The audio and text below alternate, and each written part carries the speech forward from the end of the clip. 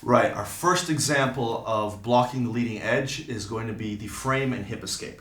This is probably the method that you can utilize the most. It will give you the greatest diversity of result against different types of guard passes. We're going to use the knee cut pass first. So if I find myself on my back, I've lost the guard engagement phase, the maintenance phase. You're starting to access a lever and you're bringing your knee cut into bear. If I just stay here, once your knee hits the ground, you're going to slide through. You notice now I don't have any frames left and you're going to complete the pass. So let's rewind and assume that I know what I'm doing for a change.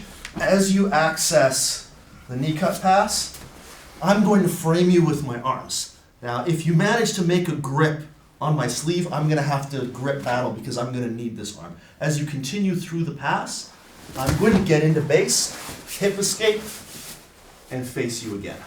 So the frame is my top arm grabbing your collar. In no-gi, you can do this with the non-consensual sex choke, but in the gi, it's generally easier just to make a thumb down grip, grabbing the collar and punching against the throat, which creates my frame.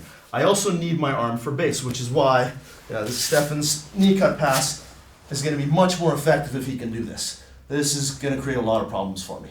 So if we're engaging in this sort of battle and I feel this coming, maybe I do this, that forces him to start to push my knee down, and then as he does that, I'm going into, so I feel a knee cut coming. You can do this early on in the game. I didn't actually wait till you dropped your knee all the way because I knew what you were going to do. So there's no point in me at this stage, trying to attack you. Like, I'm not going to be effective from here. You're stiff arming me, you're controlling a lever to my hip. I know that guard retention is on the way because Stephan's about to step past my headlights, so I go into base, frame him out, withdraw my hips, and come to face him again and start to play my guard in a more favorable alignment.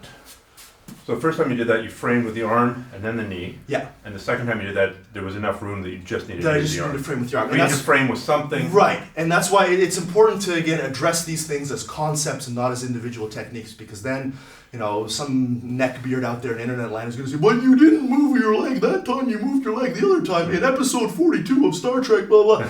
It's not a move that has to be replicated exactly.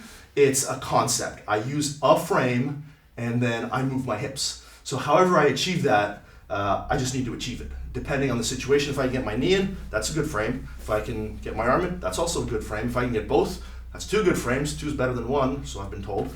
And if I don't get any of those in, then I'm going to fail. So as long as I achieve the parameters that the concept lays out, I'm going to be successful. So what might then another example of the frame and hip escape look like against a different kind of guard pass?